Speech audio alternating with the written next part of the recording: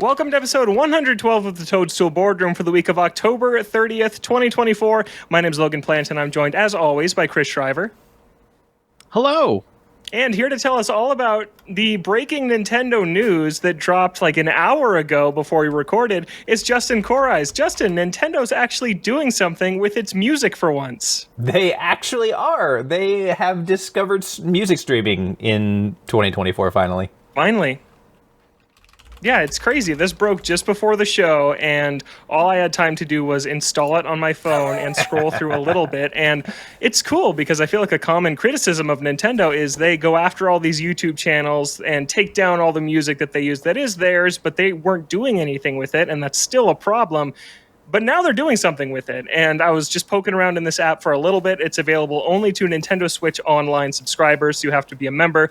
But I assume if you're listening to this show, you are. It's on iOS and it's on Google Play, and they have selections from a bunch of games. I was initially worried, is this just going to be Switch games, or is it going to go further back? It goes further back, but right now it looks like the selection's a little bit limited. But Justin, you were telling me you've messed around with this a bunch already. Yeah, I have. I've used it quite a bit. It's really cool. They have incorporated a lot of cool ideas. It's got a very slick, like, professional Spotify-esque layout that looks really good. It connected right away to my Nintendo account when I logged in. I didn't even have to put in my credentials, probably because I already have the other Nintendo online app set up and working. You do have to be a subscriber to that service in order to use it. That's a pretty important disclaimer here. But no, it's slick. The library isn't huge, but the music it has sounds really good. It's available in a few different I forget the word I'm looking for, different kilobit speeds for some different qualities. It does a great job preserving the original quality of them. So I was listening to a lot of different stuff from across the selection, and I was going like system by system. The Game Boy stuff sounds like it's coming off of the Game Boy. The Nintendo stuff sounds like it's coming off of that sound chip. I was able to do like a side-by-side comparison basically of the Metroid soundtrack between the NES and between the like Famicom disk system, and they sound pretty different because the way that they generate sound is pretty different. So that's really cool. Some of the tracks, because it's video game music, there's even a little button you can hit to extend the duration of them. So if you want to listen to a certain song in an hour cut of it, it's literally built right into the app, which is the coolest thing I've ever seen. And I wish more music had options like that. You can spoiler hide certain games, so if there's something out that you haven't played yet and you don't want to be spoiled by what music is in there or what have you, like they've got a pretty good Zelda selection, for example, you can hide that stuff. The sorting options are cool. You can go by individual game. You can have music inspired by specific characters or just go by certain moods. I was doing this pump up music playlist earlier, which was playing some cool stuff, including some of the music from the Wii photo slides channel, which is really funny. People have discovered it's got the Wii shot music, which is amazing. Yeah, so there's a lot of really, really cool stuff. You got a lot of great stuff to do. Biggest caveat right now is the library is small. There's I think 2 Super Nintendo games on there. There's I think 1 GameCube game on there. There's a single Fire Emblem title, for example, from the Game Boy Advance. There's no Earthbound. There's no Smash. So like the biggest knock I have against it right now is how limited the library is. That being said, compare Spotify's library today to when it first launched. I think that, we can expect that this is, the very first wave. If people like it, Nintendo has said that they intend to continue releasing music for it. So how good this service is going forward, I think will depend largely on how committed they are to that. But the music that's in here, the quality of it, the things you can do with it is awesome. If they just expand that and build onto it, I think that this is a really, really cool service. Yeah, you mentioned Spotify as a comparison point. I think a really good comparison is just Nintendo Switch Online, and look where that library started and where it is now. I think that we're going to see something really similar where they're continuing to update that over time, and that's cool. I don't know why Nintendo can't ever just launch a fully fledged library from day one. They feel the need to piecemeal this stuff to us like they did with Virtual Console the last 2 generations and like they're doing with Switch Online this generation. So that's frustrating. But otherwise, this is really, really cool. And Chris, I know you're the biggest Nintendo music fan that I know. Are you psyched about this? I am. Yeah, I mean the sound quality is pretty nuts. Like next to just like having a Game Boy like with headphones plugged in next to you, it is that good. At least That's what amazing. I've heard so far. Justin, did you see? I was trying to find time to look at the settings, and I use my iPhone for my camera for the show. The bitrate options in it. Can you do lossless audio? Like, is that an option, or is it? I forget what it's just like highest, or yeah, I forget what the highest setting is. I think so. A lot of my professional background is in audiovisual production. Like that's what I do for a living. Right. And a lot of my background before that is actually extremely, extremely very high end audio. Right. That was kind of my like commercial background before I did that. And so like, usually if you can get like 192 kilobytes per second, you consider that like good, pretty good. And they go above that to like the 3 something, which is really good. Like that's outstanding quality, but that is the peak of it. I don't know what codecs they use. I'm sure it's not FLAC. I'm sure, we're not listening to anything that is truly lossless or anything like that. Yeah. But it is extremely good. I'm as somebody who honestly is like very discerning and very particular about that sort of stuff. I'm very pleased with the quality. Actually, I was surprised at like how good the Game Boy did sound. I literally okay. Yeah, I made comments about that in our Discord about like, why does the Game Boy music sound so good? I don't understand. And it's the sound chip they use. Like that's what it comes down to. Like. I also made the comment that Chris would know. Yeah. I mean, it's literally like nothing more than that. It's the sound chip they used, and how they composed music on it, and how they used it. It's fantastic. No, I mean it. While I'm excited that they're doing this, there are. It's me. Obviously, there are always things I want more of. Right. I wish the library was bigger. Mm-hmm. I wish there was like a web player or like a desktop app. I listen to this stuff when I'm working, like all the time, and I almost never use my phone. Or if I use my phone, I'm gonna get distracted because like I'm gonna see you knuckleheads in Discord and all that. Like, that's a bit of a bummer. I doubt that they'll do that. Honestly, like it's just not Nintendo style, unfortunately. And I wish I wish that were an option. I do wonder if like the sound quality would suffer if it was like web-based. I do, like strictly web-based. Well, and I do think it's worth pointing out too that like this does have an option for offline playback. So if you are going to, cool. Okay. Be someplace where you're not going to have signal, you can like download tracks ahead of time. I haven't messed a ton with the settings so far, so I don't know what sort of controls you have over stuff like that. I don't know if there's a limit to how much you can download or anything like that, or if it has to reconnect every so many hours to make sure you're still a subscriber or what.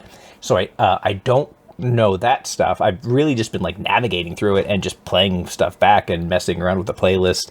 And one thing that I do think is really funny is that like some of the like inspiration playlists are like pretty random and pretty hilarious. Let's see if I can find a great... Oh, they do have a bunch of Splatoon music, though, so that is a huge win. But it's like... And that was the one thing I noticed from the second I did poke around the app, is that they've separated out the music by the different in-game bands for Splatoon, which is something I talk about all the time, like this lore, that they have their own music scene, and it's like, oh, you can listen to Deep Cut here. This is their album of stuff. And yeah, Splatoon fans are going to love that. Mm-hmm. Yeah. Yeah, and then... let's see, what are some of the ones I was looking at? So it's like, you can listen to things that are just inspired by certain characters too. And like the obvious ones, like, okay, I want to listen to music inspired by Zelda. I want to listen to music inspired by Mario. You can also listen to music inspired by Cappy, which is hilarious. And like other like random characters like that. So it's really fun. Again, I think some really good thought went into it. And without being an expert on how these things are made, it seems like the like technical side of it is like built out really well, and they just need to keep adding content. I had one other thing I was going to bring up. I got distracted because I'm pretty sure I'm on the web page. That's why my face is red. I'm on the web page for the app right now. I'm pretty sure you this keep is looking down just because I'm navigating through the app literally as we speak. yeah. It's very new. It is. It is very new. Like literally, like within an hour of show recording is when the apps became available. I was distracted because I'm pretty sure this is the first 4K piece of like artwork that I've ever seen Nintendo put out. Like like the logo for this on the website like looks insane on my monitor. Oh, really? I'm just like like I zoomed in on it and it's like really good. Link looks nuts. It's really cool. They all look good. You can see like every follicle on Donkey Kong. Nice. I need that in my life. Yeah, it's pretty cool.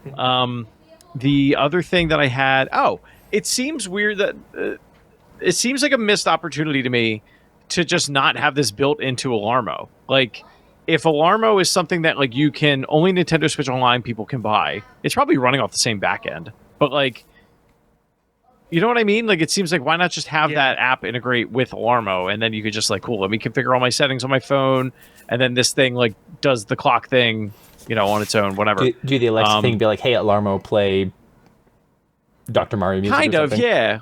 You could do that, or you could be like, you know, during the week, maybe I want to wake up to like Mario, and like maybe the weekend I want to wake up to Zelda, or like whatever. Like you can configure all that in the app. Like that would be cool. It seems like kind of a missed opportunity, but all this stuff could change with software, you know. You know, when Alarmo was announced, we were joking, okay, there's something Nintendo you can do at every stage of your day, and now exercising, that's been covered with like Ring Fit and stuff like that, but commute to work, you're driving, you can play Nintendo music, attach it to your Bluetooth in your car and play it through your speakers, and your passengers playing Pokemon Go. Like there's something for everything, and it's a joke, but it's also like, yeah, it's cool to see them doing this stuff. I think that it's awesome to finally see them do something with their music, because Nintendo music rules. It's some of the best in all of video games. Really awesome tracks. I listen to Zelda music almost every day at some point during my work day, and I'm definitely going to check out this app. Will it replace kind of the YouTube standards that I go to? Time will tell. It seems like a pretty small library at this point, so I don't think it will for a while, but I still think it's a really, really cool thing. Yeah, you know what though? Like I will say, as somebody who does like go for like long walks and runs for fitness and stuff, I immediately thought about like how I'm going to integrate this into that. You know, probably it won't have integration with like a lot of apps. Maybe that'll come down the road, but at least for putting music on, it's cool. And I will say the ability that extend to function where you can make things like the Metroid Prime menu music run for an hour is perfect for stuff like that. I will say the biggest miss I have found in the existing library is actually in the Metroid Prime soundtrack, because it has Phendrana Drifts, but you cannot extend that track, and that is an injustice. I want that song for an hour at a time. Somebody get Doug Bowser on the phone. You know him, Logan. Next time you see him at the ball game, be like, listen, Doug, you got to fix this. That was legit going to be like the joke I was about to make, is I can't wait to listen to Phendrana Drifts for 8 hours tomorrow, and apparently I can't. You have to loop the track. For whatever reason, that one you can't extend. That's annoying, because that is such a miss. Wow. Yeah, it's cool. We might talk about this more maybe next week once we've all gotten a little bit more time than anywhere from 5 minutes to 1 hour with it. So I'm excited to circle back on that. But let's talk about another thing that came out of nowhere this week. It was originally going to be our lead topic until Nintendo shook it up with the music app, and that is a long-awaited Wii U port is here. It's Xenoblade Chronicles X Definitive Edition is coming to Switch next year. It's launching on March 20th, and they're calling it a visually enhanced version of this open-world RPG that contains newly added story elements and more, with new elements added into the world. So this is one of the last remaining Wii U exclusives that has now finally made its way over. Justin, you're our resident Xenoblade sicko. Have you played X back in the Wii U and days? that's why I'm so excited about this. I've been so mad at myself for so long because I didn't get into the series until Xenoblade Chronicles 2. I went back and played the remake of 1, and I'm still very slowly plugging my way through 3. These are very long games. And so I'm stoked. And I will say, even people I know who are not huge Xenoblade Chronicles fans who have played this talk about how great it is. And so I'm extremely excited about this. I honestly, I legitimately thought that this was lost and gone forever. And with the Wii U shop shut down, I was going to have to if I ever wanted to play this, buy a way too expensive copy of it and play it on my Wii U. And yeah, I had no idea this was even coming. This is a shock, and I'm super excited about it. And I'm shocked too. This is one that I thought its time would have come by now if it was going to happen. I thought that it's kind of like how we talk about the Zeldas. It's, oh wow, they would have done it by now if they were ever going to do it. And this coming out of nowhere is really, really cool. I love it when something gets added and it means that the whole series is finally in one place. Now all of Xenoblade is going to be on Switch, which I just think is really cool. And X just being kind of the black sheep of the series. It's not fully tied in to 1, 2, and 3, although I hear that it might kind of be now with some of this new stuff that they're adding. That's what the hot theories are out there in Xenoblade world. But this is one, it's the one where you play as a silent protagonist that you kind of design yourself. It's not a character like Shulk or Rex or Noah that is a very defined protagonist. And it's the one with the mechs. I think they're called Skells, that notoriously take 60 to 70 hours to get, even though it's the thing on the cover of the box. It takes forever to get this thing because that's just how long these games are. And this one was actually the first Xenoblade game that I played because I had a Wii U. I didn't have a PS4 yet, so all I had was a Wii U. So I got every game that came out for it at the time because it was a drop in an endless desert. It was just one drop of water whenever a game came out. So I played it for 20 or so hours, was very overwhelmed by it, but now I'm more in the series with 3, so I'm super psyched that this is coming back. Chris, what do you think of this? I'm happy for you. Yeah, this is not a Chris. I don't play Xenoblade games.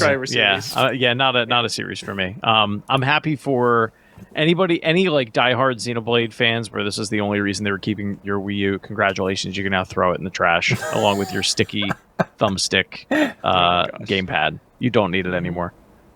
You can move on. And this was one of the weird ones where Xenoblade Chronicles X on Wii U had those texture packs that you had to have an external hard drive to download and install to your system to make the game actually run and look decent. And that's not going to be a thing here. I don't think there's going to be these optional things. There's some side-by-side trailers out there, and the Switch version does look noticeably better. The art style really looks like the definitive edition of Xenoblade 1 is kind of what they went with. So yeah, that was always a weird thing. I remember when I was writing articles about the Wii U shop shutdown, and one of the items I put in there is, you're never going to be able to get these Xenoblade X texture packs again if you have that game, so go get them now. And yeah, luckily now there won't be these weird hoops that you have to jump through to play this game. And I will say to me, this is almost a sister series to Splatoon in that it is something that, it's an offshoot of a prior thing, but it's something that effectively debuted during the Wii U generation and has had so many entries and sold so much and is really well regarded. It's become, and it's a Nintendo exclusive franchise. Like it's a huge win for Nintendo. Honestly, this entire series has been. And the one thing I'll say is like, mechs are in the Xenoblade Chronicles games too, but in a different way that, like, I don't want to spoil, but is like story relevant in a lot of really, really cool ways. Like there's such a cool reveal in Xenoblade Chronicles 2 actually about mechs specifically that like explains an entire game mechanic that you have been dealing with the entire time. These madmen behind this, just absolute mad scientists creating these games. Yeah, and I'm excited to see what Monolith does on Switch too. We've talked about that a little bit before, but Xenoblade 3 is such an ambitious game. It's one of the most ambitious games on the platform, and to see what they could do with newer hardware is going to be really exciting. And yeah, this is a cool ad. I don't know. Next year's not looking too bad for 2025 so far. I can't believe how much is in the upcoming release calendar for them. I know. Yeah, what's it say about Switch 2? I don't know. I don't know if you want to read into that at all and say maybe it's further out because they have a bunch of games planned for next year now. But yeah, we got Donkey Kong in January, which, whatever, we've talked about that. Chris and I are both going to play it, but I don't know if we're I knew as soon as you said that Chris was going to object to the whatever for Donkey Kong. Get out of here. Don't even. Go back and listen to that episode and tell me that you didn't think it was whatever at the time. Whatever. You play it for a 5th or 6th time and tell me you don't feel something. It's fine. Oh, I'll enjoy it. Yeah, I'll enjoy it. It's a great game. I'm excited about it. It's just not what I want. Can't wait then we got to spend $60 on it again. Yeah, I know. I'm so hyped to buy that game for a third time at full price. And then we got Pokemon Legends ZA, which it's a mystery, but I'm hoping that one turns out nice. Legends Arceus is great, so I'm hoping that one is great as well. And then Metroid Prime 4 Beyond. So that is 4 games we know about for next year without even a big fall direct from them and without the February direct that is probably still coming. I don't know. We'll see. But I imagine there'll be a Kirby in there. Big ones. Like, those are big titles. Yeah, Pokemon is, I mean, we've talked that franchise to death on this show, but it's nothing to sneeze at. That's going to be a 10 million plus seller just right out of the gate, and then Metroid Prime 4 will hopefully Pokemon, hit. a new Prime? Again, like those could be the lead titles in a fall in the heart of a console generation. That's what I was kind of going to say, is like the Switch, because Arceus was the same way. Like that came out January of, God, what was that, 22? 20, yeah, I think that's right. The switch to the like winter for that franchise is like so interesting to me. I don't know why.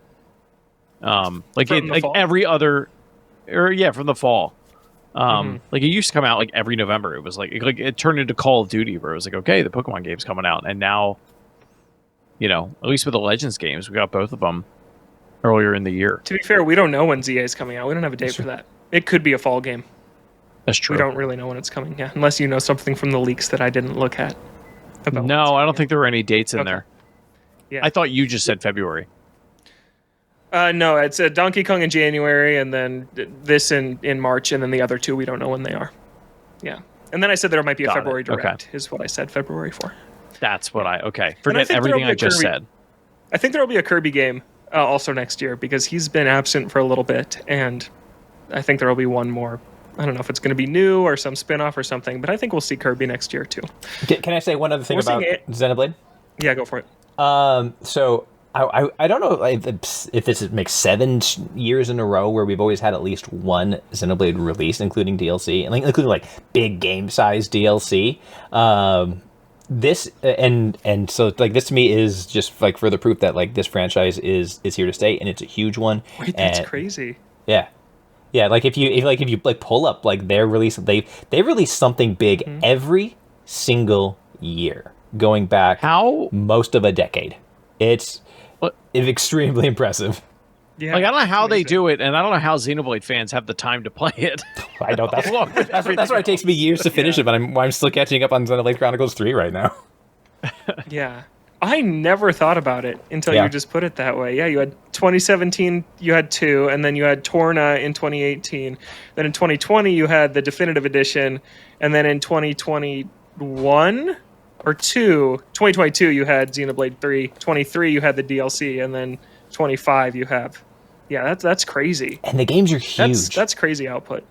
Yeah. Yeah, and they sell pretty well too for large RPG standards. They sell like 2 to 3 million, which is not gonna crack a top Switch seller list, but it's really successful for that genre, especially for a third party. Oh, and they're technical marvels, like giant sprawling open world games that frankly run circles around what the Pokemon games do nowadays.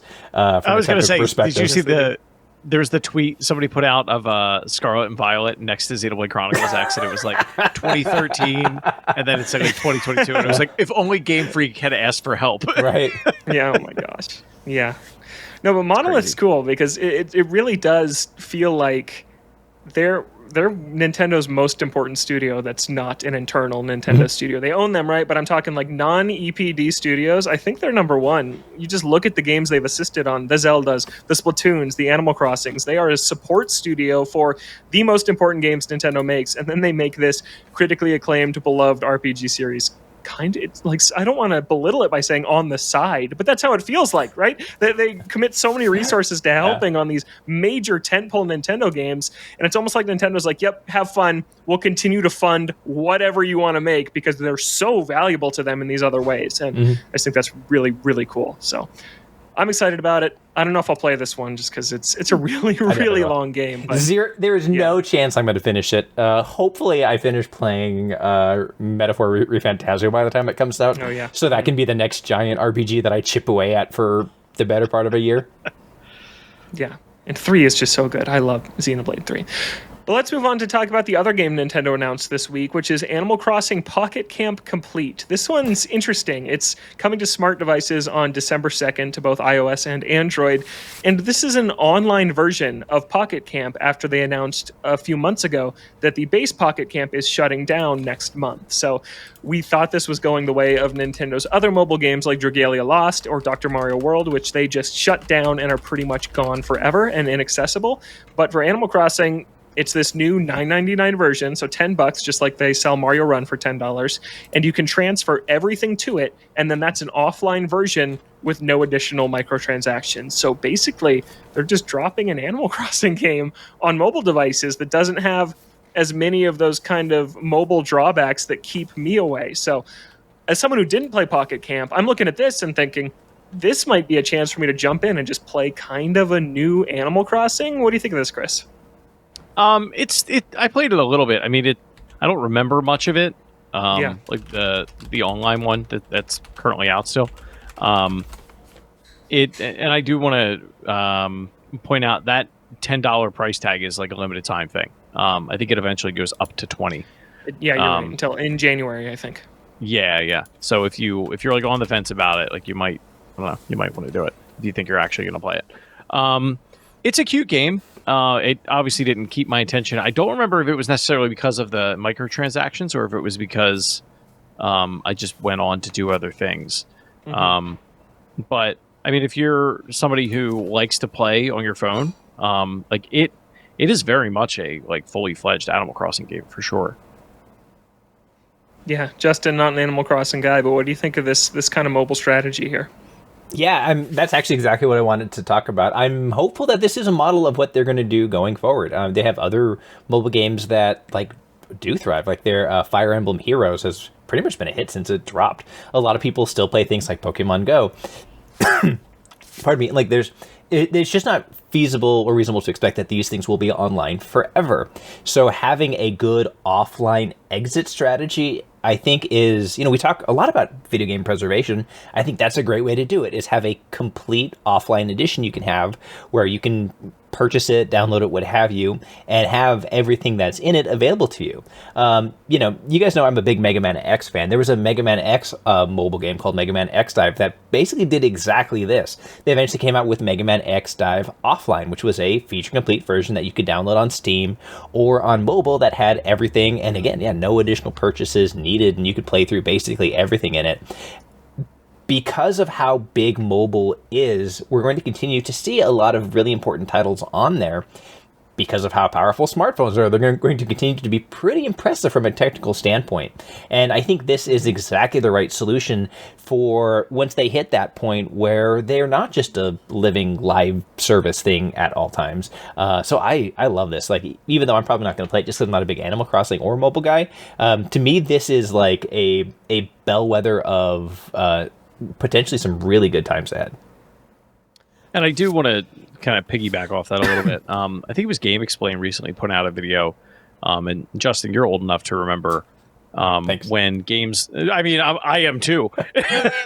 When games like or series like Kingdom Hearts had mobile ports, or mobile exclusive games that like are now basically lost to time for like flip phones, that like weren't necessarily great, but the point I'm basically getting to is there's this whole effort now where people are buying up old flip Japanese phones and dumping the contents of them and trying to preserve them on the internet. So like the fact that Nintendo is doing this at all is pretty cool, where it's like, hey, we get that, like, we did make a fully fledged Animal Crossing game. Yeah, we put microtransactions in it because we were trying to make a buck, but like we could still make a buck and you can still have fun. Like, I don't expect additional content to come to this thing, but they've also been pumping out content for it for how many years? Like, I think that's a fair compromise. And I'm just a real big believer in the idea that live service games, when they do eventually come offline, should all transition into a complete offline edition. Like, I'm a huge Destiny player. I have been since the beta days.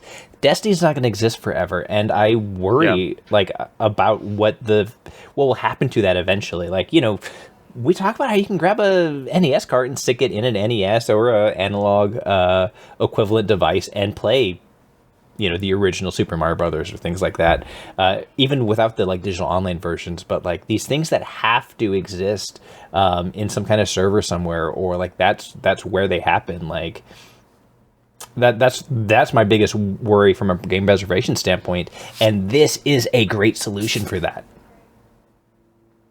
Yeah, this doesn't matter as much because I think this is really kind of a thing that they're doing for the people that are already there, is what it feels like. Yeah, they'll try and attract some new customers. I think I'll be one of them. I think I'll probably pay $10 for this thing and see what it's about. But last time Nintendo put out a $10 mobile game, nobody bought it. People didn't buy Super Mario Run. That was kind of a failed experiment on Nintendo to maintain some value in a marketplace that does not value video games, in a marketplace that says 99 cents is the most I will pay, but I expect it to be free. And I think that people kind of were taken aback by the $10 price tag in that ecosystem. Casual people that do not own Nintendo systems, that do not play traditional video games as we view them, even though I think that definition is rapidly changing, right? I think that generations below don't play those either. They play Minecraft and Roblox and Fortnite, and that's pretty much it. But that's a different topic. I think that people who are playing on phones will see, oh, an Animal Crossing. I played that in the pandemic. Let me look at it. Oh, it's $10. Nah, I'm good. I kind of think that that's going to be maybe the main experience for a lot of people here, but I still think it's cool that it exists for those who are super dedicated, want to preserve their camps, and just have to pay $10 to do it. You're the numbers guy, Logan. Do you know, has Nintendo ever come out after the fact and been like, just kidding, after 5 years, 10 years of Super Mario Run being out, this is how many we've sold? Like, I don't think they've ever gone back and talked about it. They did do sales, kind of revenue for their mobile games a really long time ago. And basically it said Fire Emblem Heroes has grossed over $1 billion and Mario Run is like nothing. It sold not even 1 million copies or something like that, or just over 1 million copies. So it's like $10 million compared to $1 billion for their free to download gotcha Fire Emblem game. Just extremely different successes in the mobile space. Well, but that's also, I mean, it's kind of an unfair comparison. Like that Fire Emblem game is like designed to gouge money out of you. Like, yes, it is. Yeah, Mario runs. Right. Like it's interesting because like most of the people that I know that have kids and they have iPads, they have the full version of that game and they play it constantly. Okay, I found the chart that I remember from many years ago that was when Nintendo last talked about their mobile game sales. And this is before Fire Emblem Heroes crossed $1 billion, so it's a few years old. But Fire Emblem Heroes was at $650 million. Pocket Camp was second at $130 million. Then Dragalia Lost, a new IP, also in that gacha format like Fire Emblem Heroes, was at $123 million. Mario Kart Tour was at $86 million, and Super Mario Run was at $76 million. So a new Mario platformer with Shigeru Miyamoto's name slapped on it. He worked on that thing. Didn't even outdo Dragalia Lost, which isn't even recognizable as a Nintendo IP. Just people do not spend $10 on mobile games. And then Dr. Mario World did $4.8 million. That was a flop right out of the gate, which is kind of surprising because it's a puzzle game. I don't get how that one didn't pop off. That seems like the Candy Crush crowd would have been all over it. I don't know why people didn't play Dr. Mario World. I hadn't even heard of it. I did not remember that existed at all. Yeah, I played it. I was very sad when they turned it off. I know. It was probably my favorite Nintendo mobile game, actually. I liked that one a lot. Yeah. And, well, I actually think Mario Run's pretty good. I think that game's great. But, yeah. So we'll see. I do think it's cool, though, to see them experimenting with the mobile space. And then I was already going to say that on this episode. And then they dropped a music app in the mobile space, too, today. So, yeah, cool stuff from Nintendo. Let's hit our main topic of the week, which we teased last week. We kind of came up with it on last week's show, which is the Nintendo Switch Successor Prediction Spectacular. Nintendo is dragging its feet in actually announcing this thing. So while we still have the time, let's get some official predictions on the record. And I asked you guys ahead of the show to get ready with these following predictions. You need the name, the release date, the price, one launch game, one other game shown off in the reveal, so like a launch window game or just a game that they tease that's coming to this thing, and 3 unique features, like it's backwards compatible, or it can transform into a car, or whatever you want it to be. 3 things that you think it's going to have. We'll go around, and I'd like to tackle it one topic by one topic. So instead of Chris just giving his whole prediction, we'll all do the name and so on. So let's get started with the name. And Chris, do you want to kick us off? Switch 2. Okay, why? Because I think everyone has been calling it that for so long that it would be stupid for them to call it anything else. Okay. Like, it kind of has marketed itself into fruition at this point, and they've never really done that. And I feel like we're in the face of a new Nintendo compared to, like, the past. Mm-hmm.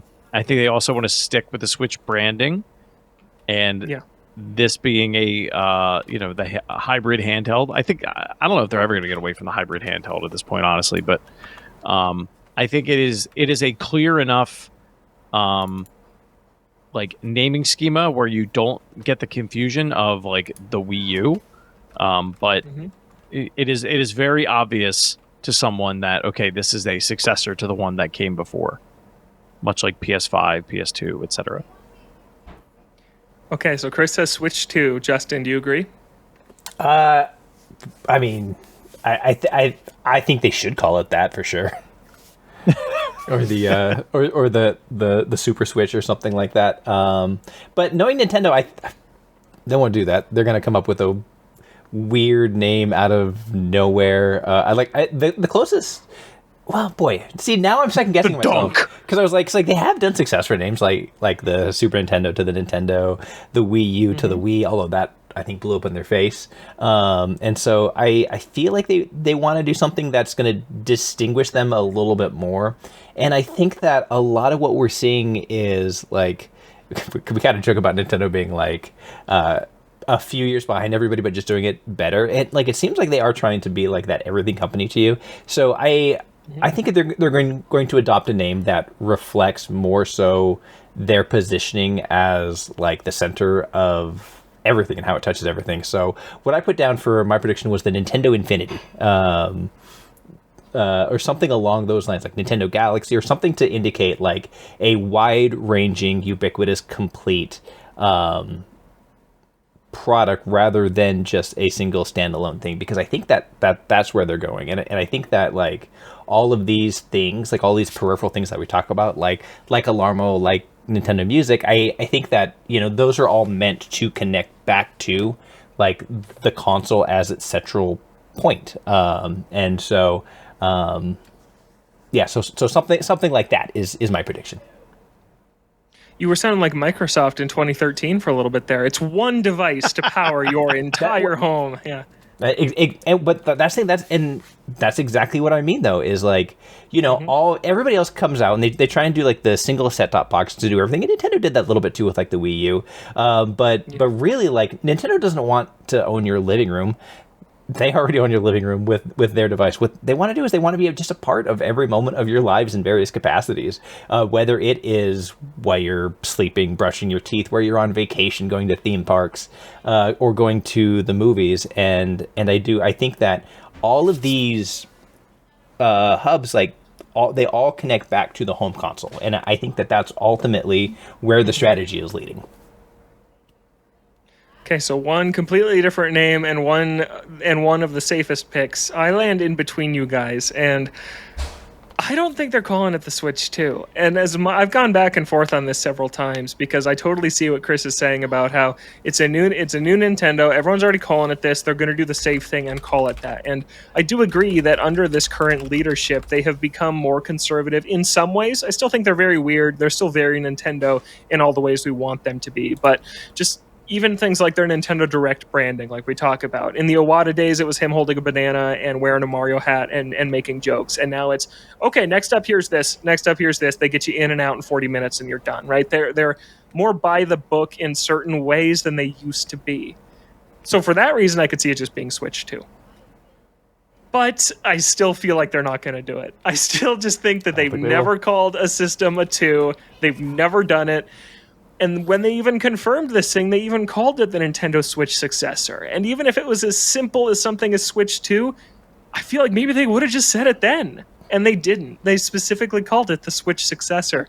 So I do think it's going to be Switch, but I think it's going to have some adjective attached to it, like Super or like Advance. And I don't know what it is. I can't figure it out. Can I tell you what I thought it was before I changed my answer? I Yeah. thought it was the Switch It Up. That would be good. That would be fun. I hope it's not new Nintendo Switch. I don't think they're going to go down that road again, No, I don't like they did think with they'll go that 3DS.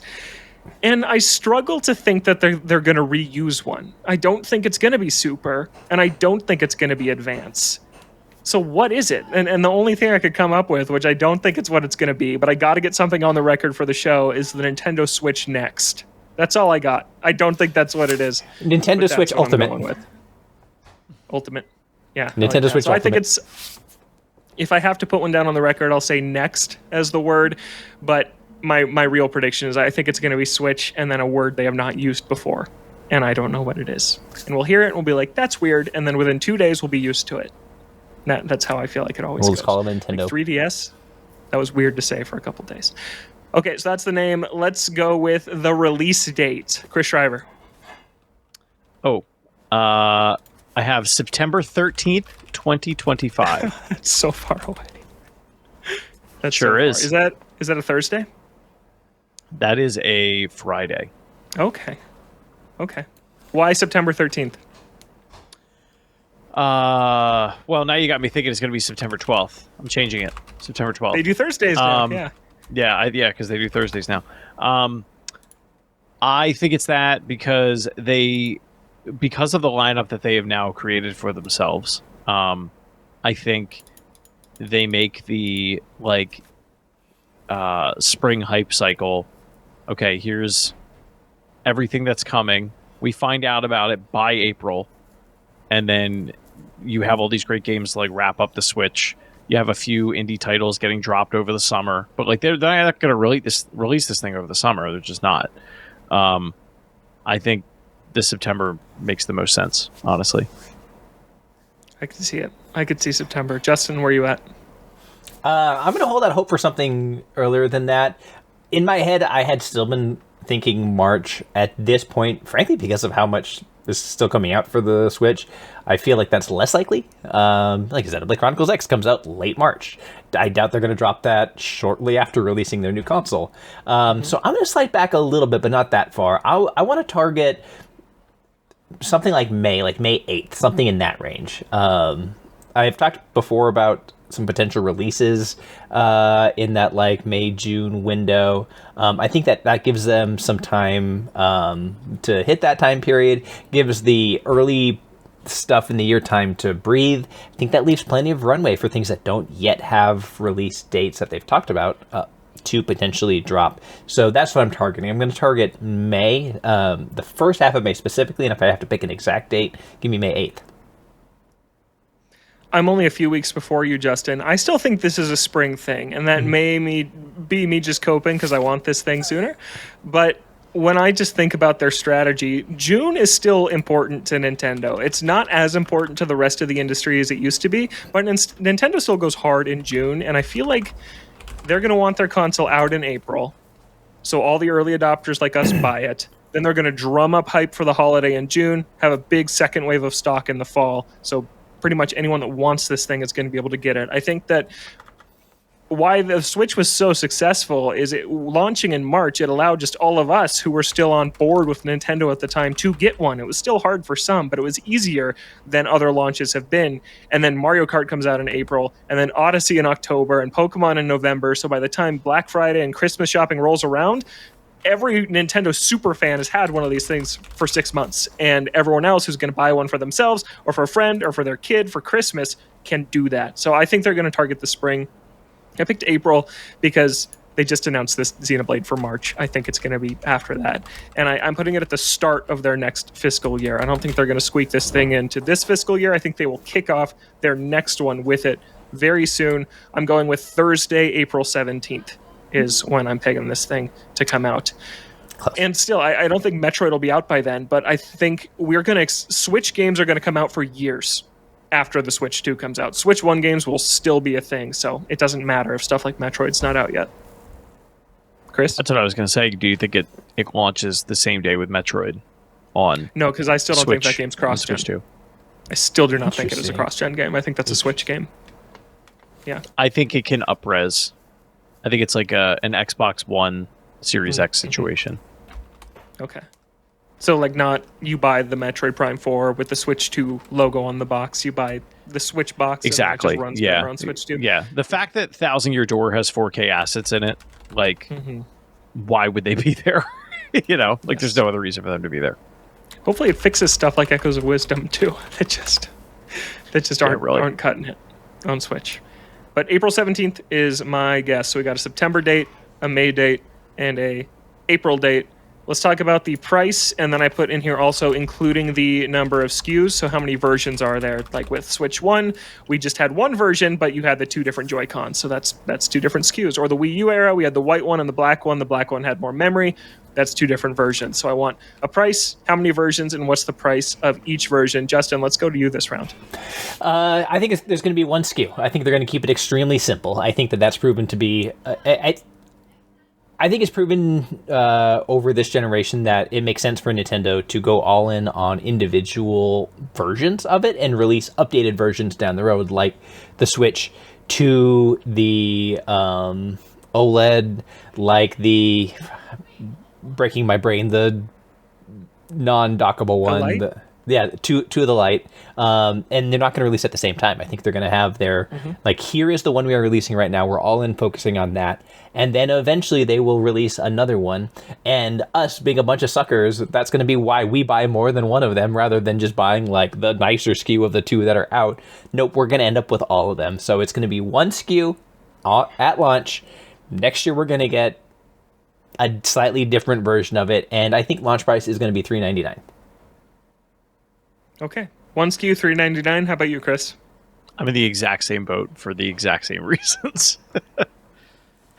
I'm also in the same boat, but except I'm saying two. I think they'll do two colors again, like they did last time. I think that a colorful version and just a gray or black or white or whatever the core color is, I think that they'll do that. Because they even did that with the OLED. They had the white dock and the white Joy-Con, or you could get the gray dock with the colored Joy-Con. So I think they'll do two different colored versions again, just the kind of more, quote, adult-leaning version like the gray one was, and the more younger kid-leaning version that the colored one was.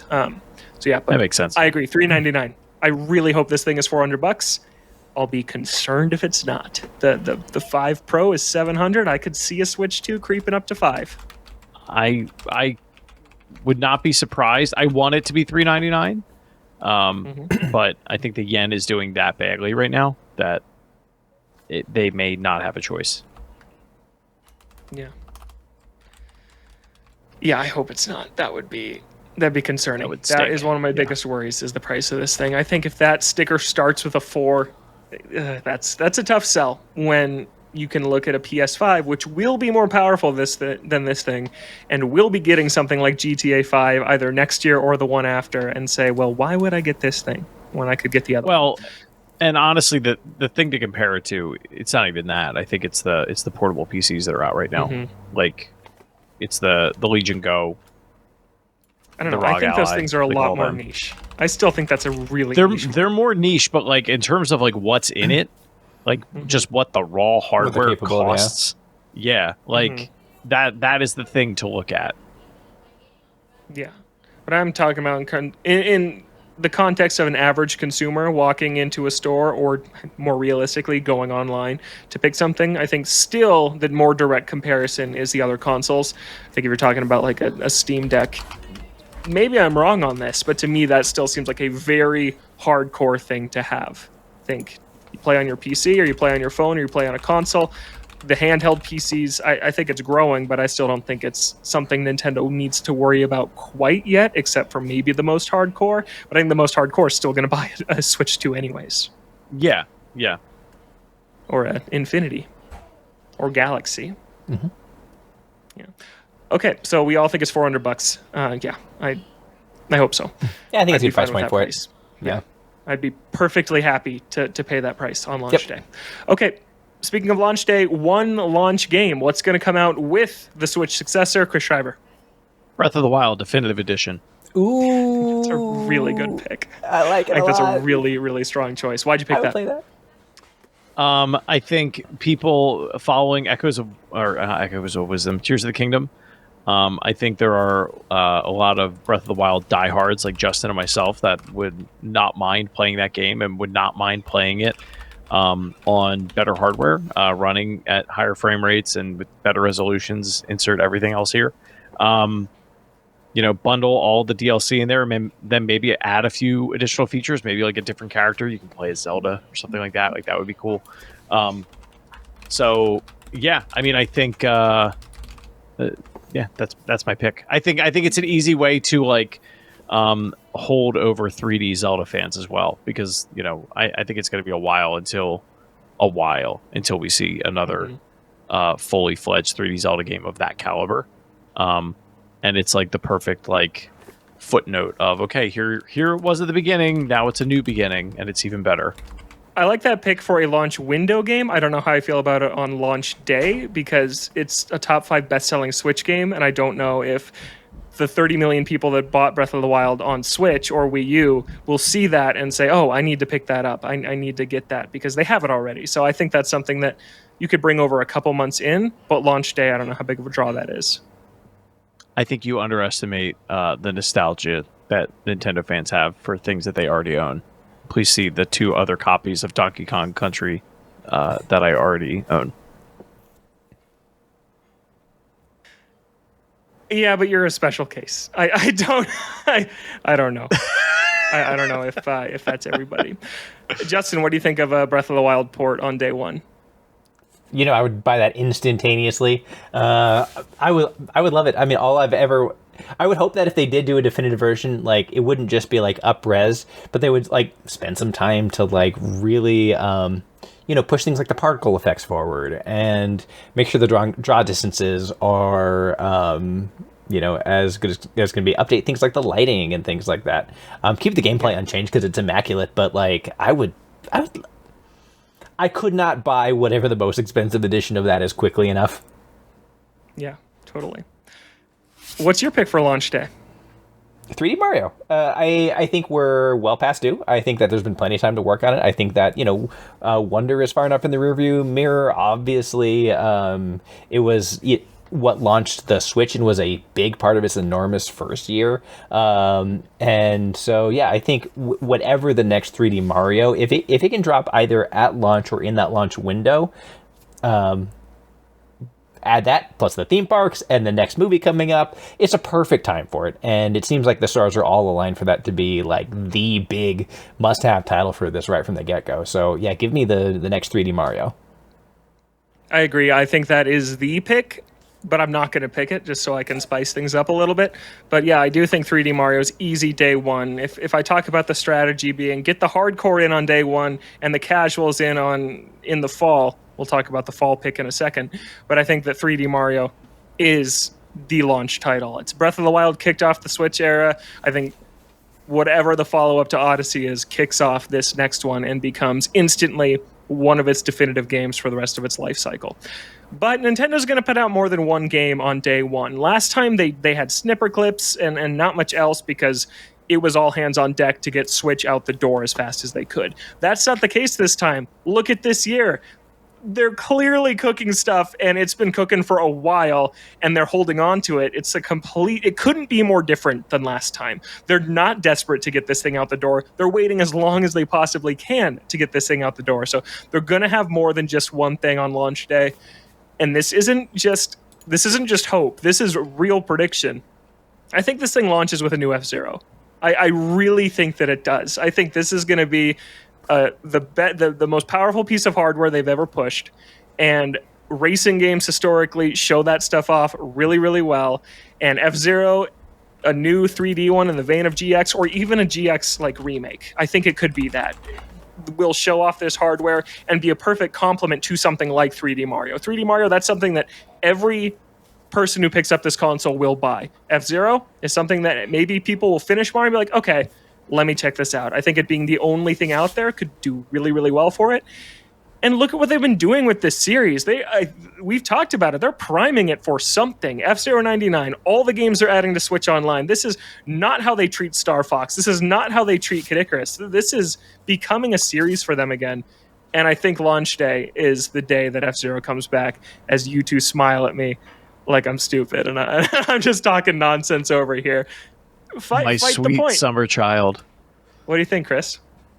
My sweet summer child. No, I mean, I want you to be right. I want you to be right because I like in some vein I agree with you. Like if you look at successful console launches and like the titles that launched on them, it's like best case scenario. What do you have there? Like you have a 3D platformer, you have like a shooter, you have a racing game. Like you have a little bit of something for everyone. And I think you're right. Like I think they have been priming the franchise for that. I think I'll say something you didn't say and you may get offended by. I think it is maybe the only chance F-Zero has of making it onto the Switch 2 at all is I to agree. make it at launch and to have an impact, because like you can't have any distractions for that to potentially have some success, right? Like it has to be in its own bubble in order to, for people to be like, you know what, I'll pick it up. Like, otherwise, people are going to be like, I don't know about this. Like, I feel like that's how people tend to react to a lot of F-Zero stuff. Not us, obviously. It feels like Nintendo they build things up to give them one last shot. And I can think of multiple examples of this over the past several years. Star Fox Guard. They hyped that thing up forever. And they remade 64, and they talked about it, and they gave it its whole E3 thing, and it was its last shot, and it kind of blew it, and that series might not come back. Advance Wars 1+2 Reboot Camp, that might have been that series' last shot. We talked about that extensively. It might just not come back. I think F-Zero, they've been building to its iteration of its last shot, because as much as I love F-Zero 99, no one has had to pay $1 for an F-Zero game in 20 years. They have been on subscription services, and I'm not talking virtual console. On Switch, they're in all the subscription plans, and F-Zero 99 is an NSO game. No one has had to pull out their wallet and spend money on F-Zero in a very long time, so it's still not proven as well as F-Zero 99 did. And I don't know, I feel like launch is just the time. Like, people always talk about that Housemarque game, Resogun, on PlayStation 4. That was a PS4 launch game.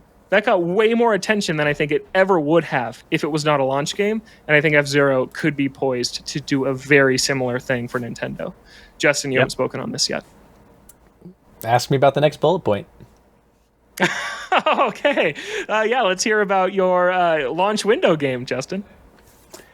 So for my launch window game, my other game that's going to launch into it, my prediction is it's going to be a new F-Zero game. Nice. And production started, let's say, 2022-ish. Oh my god. And this is what Sakurai has been working on this entire time. And I so hope you're right, man. Here's my reasoning. The timeframes line up. Approximately 3-ish year development cycle for something like this makes sense. Imamura, who created the series and ran it for all time, has retired. So they need somebody else to take the helms of it. This is something that's not Smash, something that is ideally not going to eat up all of his free time for the rest of his life. So it's that perfect breather change in between. It's a old franchise that Nintendo has clearly shown a strong interest in reviving, and you bring in possibly the best mind they have for that sort of thing available. And I think that that everything we've seen, like F-Zero 99 came out in 2023. So if in 2022 Sakurai comes to the plate and they decide this is the project you're going to work on while you're building this game, let's create a runway to reintroduce the franchise to everybody so that we can really hit the ground running with it. Everything they've done with F-Zero post that, I think, lines up perfectly for all of it. And then finally, Nintendo is a company that does put a lot of thought into what is at the kiosks when you see their hardware being debuted, and there is nothing that looks better in a kiosk than a racing game. That is just a fact of video gaming. So my pick for the other launch window title is 100% F-Zero, made by Sakurai. That sounds like it'd be my favorite game of all time, pretty much instantly. That sounds incredible. I promise I'm not just pandering to Logan. Yeah. No. I think it's everything you just said is like a very compelling argument. And if you're right, it'll be really great to go back to this moment. I feel like, man, he nailed it. Yeah, it's funny because it sounds like I'm catering to you with what I think Sakurai is working on, which is Star Fox. I think he's making a new Star Fox game for very similar reasons. Like, he's taken over the series that no one else will touch with a 10-foot pole. So, yeah, I could see that. But F-Zero makes sense for very similar reasons. That would be awesome. Chris, launch window. What's your game? I think it's 3D Mario. I think they follow the same pattern that they did last time. They make the console launch a moment, and then they make a Mario game a moment, similar to how they do with Mario Kart. Like, Mario Kart launching is like, everyone out of the way, Mario Kart is coming. You know, I think they do the same thing with 3D Mario. Yeah, so we all think we're getting a 3D Mario in year one, for sure. Yeah. I'm surprised Which you don't means think we're Mario definitely Kart. not. Yeah, definitely not going to happen. Do you think we're getting Mario Kart in year one also? No.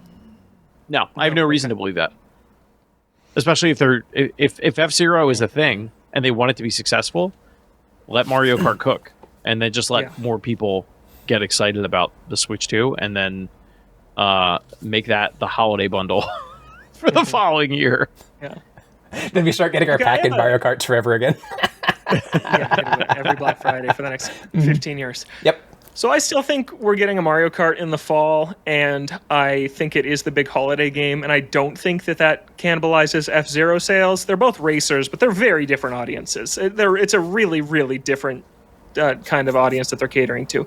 I still think F-Zero could come out on launch, and even if Mario Kart's a known quantity, that's coming in November, I still think F-Zero would have a great chance to do pretty well, because just on launches, people want to play with their new toys. And so they just buy games you would not otherwise normally buy, I think, on a console launch. Like, I bought Immortals Phoenix Rising on PS5 because I wanted more games to play on my PS5. That is literally the entire reason anybody had Excite Truck.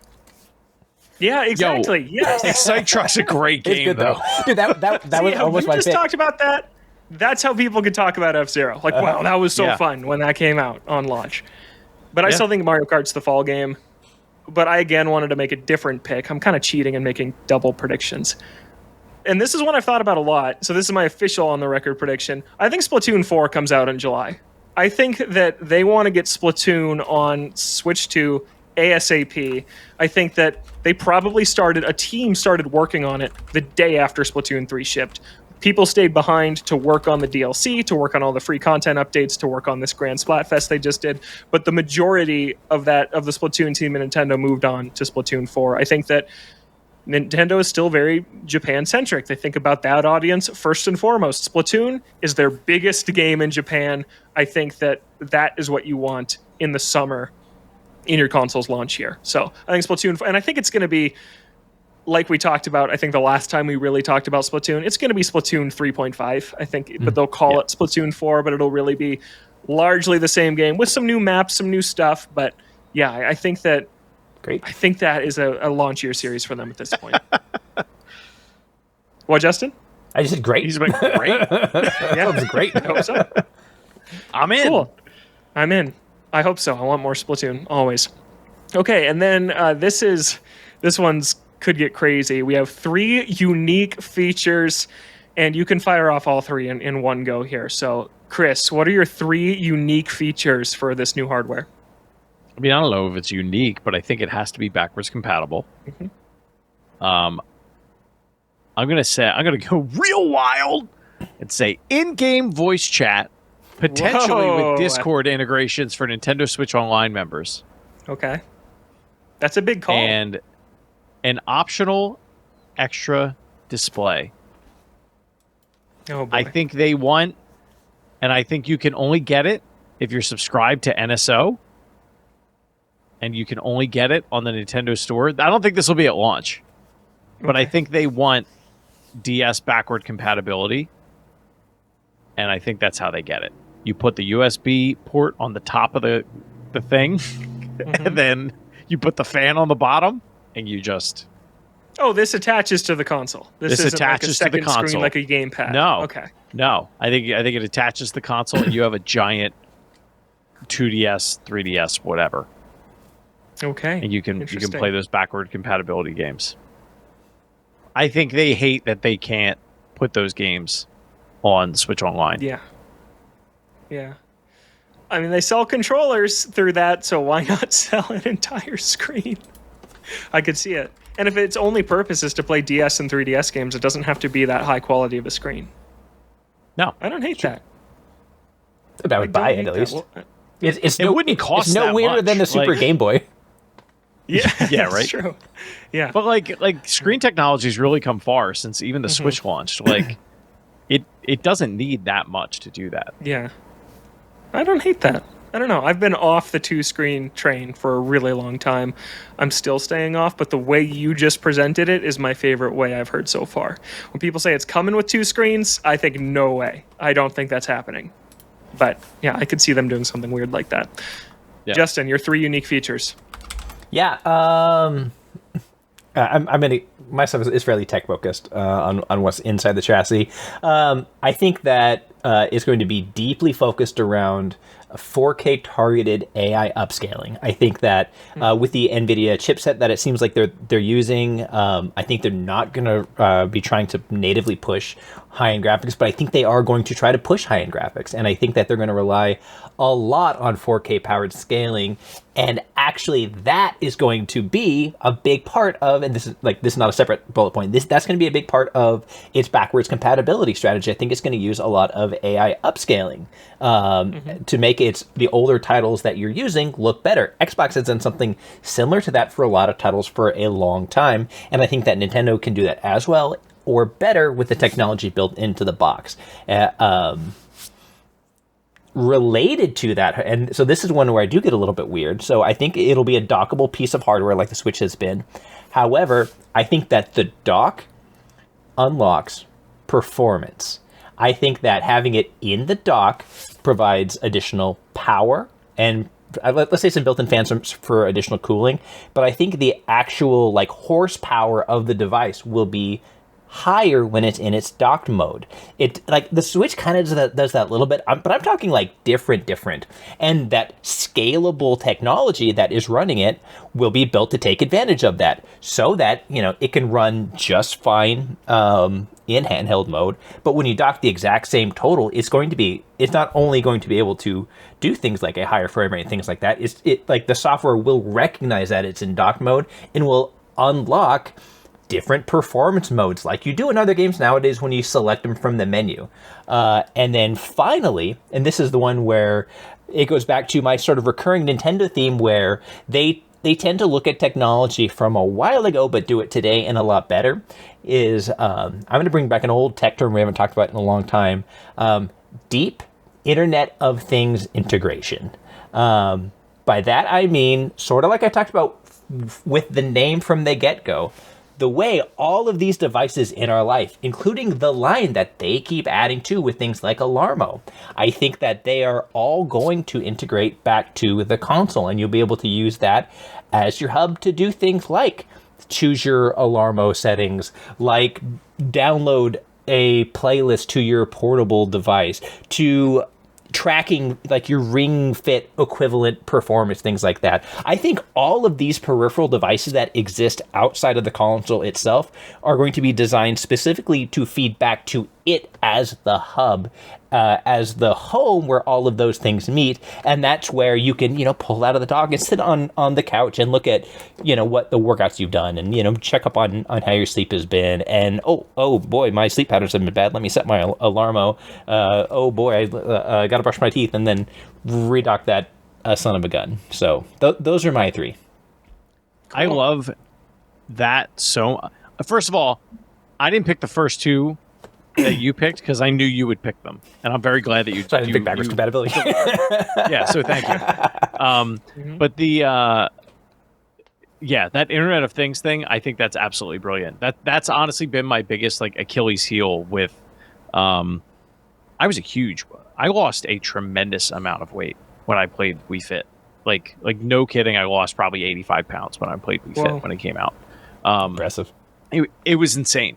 And I think now in the year of 2024, that is one thing that they are like severely lacking, or it's a missed opportunity. Like that, if you can bring that centralized experience of like all these connected devices with the games that you're actually playing, because like Apple has the opposite problem, and like all these other companies where it's like, you have Apple Fitness and all that, but like it's really just the workout video. Like it's not, if you can gamify it, and make all that tie together, like that's huge. I love everything you just said. I love you, Justin. So mine are also all different from yours. We had 9 different unique features here. And the first one, that it's kind of a catch-all, but it's just some of the OLED improvements I think will carry over to the base model this time. And I don't mean an OLED screen. It's going to be LCD, but I'm talking about the better kickstand that takes up the entire back of the machine instead of that really flimsy one on Switch 1. A built-in Ethernet port that was just missing from the Switch 1's dock and is in the OLED dock. So I think some of the improvements that they made in the OLED will be there, but with an LCD screen. So yeah, it's just crazy to me. In my office, I have an original Switch dock, and I go to plug in the Ethernet. I'm like, oh my gosh, that's not here. That's just crazy. So that's something that's going to be there, I think.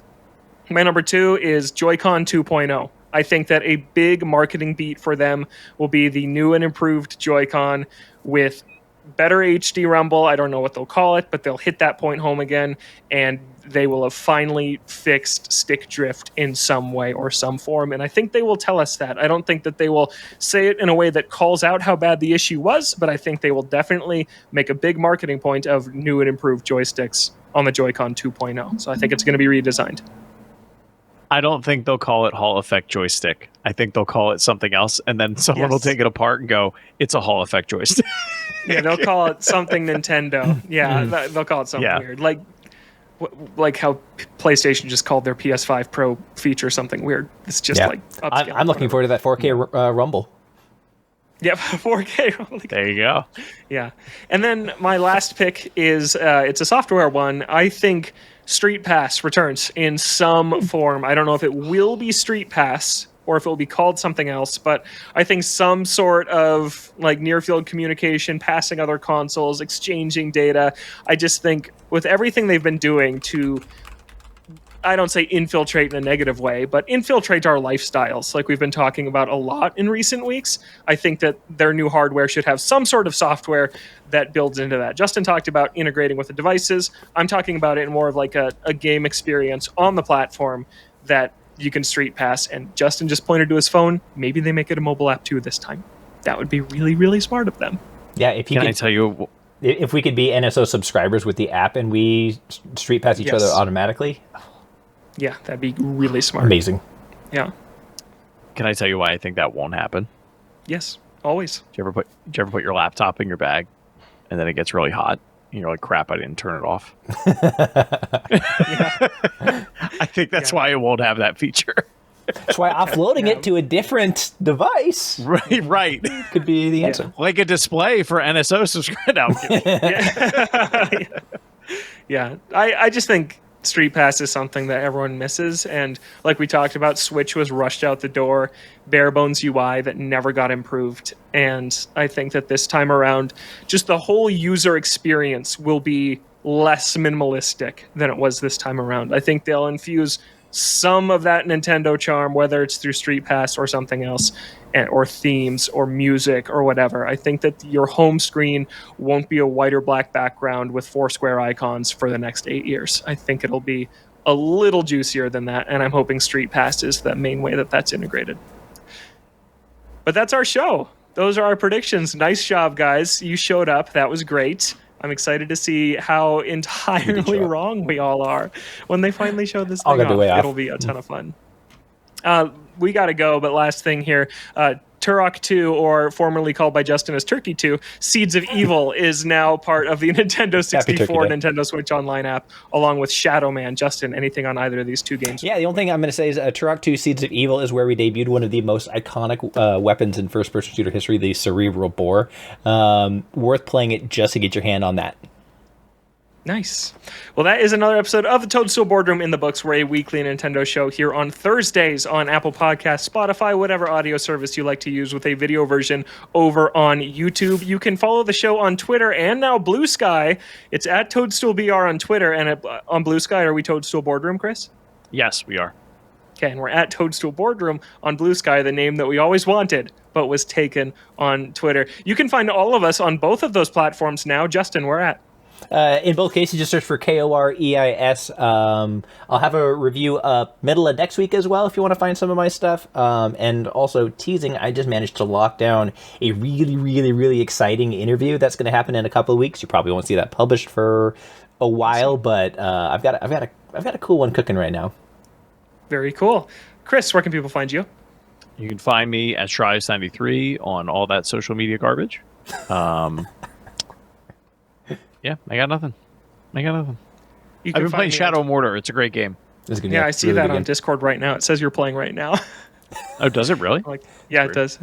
Yeah. Huh. You can find me on both those places at Logan J. Plant. Thanks so much for listening, but for now, that's all the time I got. I got to get back to playing Animal Crossing New Leaf on my Nintendo 3DS. Have a great week. Thanks so much for listening. We'll catch you next time right here in the Toadstool Boardroom.